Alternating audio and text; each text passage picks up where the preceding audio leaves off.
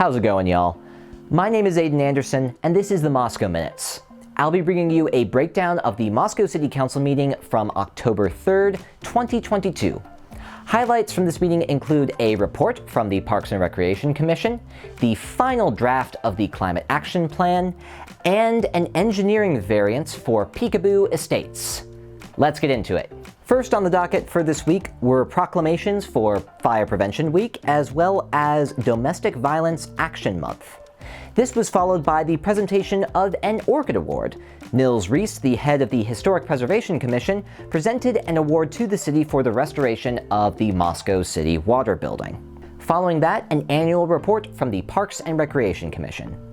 David Schott and Sarah Zask presented on the recent activities from the past year of the Parks and Recreation Commission. Some highlights from that include the Bee City Award, various park management projects, new playground equipment, and of course the annual tour. They also mentioned future projects involving new parkland on new developments and filling a recent vacancy on the commission. Next up, the adoption of the final draft of the Climate Action Plan. Tyler Palmer, a member of city staff, presented on the final draft of the Climate Action Plan. This plan is for the city's internal use but contains a number of suggestions and options for community-wide climate-related issues. Tyler went over the history of the city's involvement in climate action, including reaching the goal of reducing carbon emissions by 20% of their levels in 2008 by 2020. The Climate Action Plan is to be the next part of the city's involvement in climate action in general. And after the public was given a chance to offer comments and questions on the first draft of the document earlier this year, a period of revision was set by city staff and city council in order to go over those comments and questions and come up with some revisions for the final draft. Some of these revisions include editorial corrections, a recap summary section of the plan, and the amending of several recommended programs included in the previous draft of the plan. The recommended actions in the Climate Action Plan are focused primarily on city operations, which are meant to be geared towards efficiency and fiscal responsibility, as well as climate action. Beyond that, the plan offers recommendations to the community in general regarding environmental education and awareness, as well as proposed actions which members of the community could take as regards their own environmental responsibility.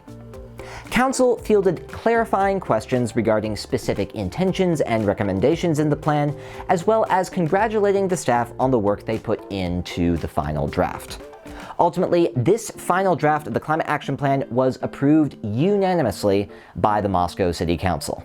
Last on the agenda, an engineering variance for Picabu estates.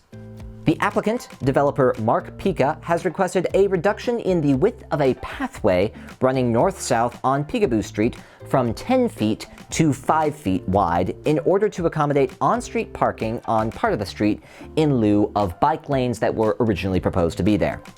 Staff recommended approval, and the City Council did so unanimously. Last at this meeting, the City Council gave their reports, where each City Councilor gave an update as to what they've been up to recently. Some highlights from that include upcoming Orchid Awards, current ongoing airport construction at the Pullman-Moscow Regional Airport, and of course Moskowberfest, which is happening October 8th, which is this week. So, that's the latest from the Moscow City Council. As always, we'll have the relevant links posted with this video, and if you have any questions, let us know. This is Aiden Anderson with the Moscow Minutes. See you next time.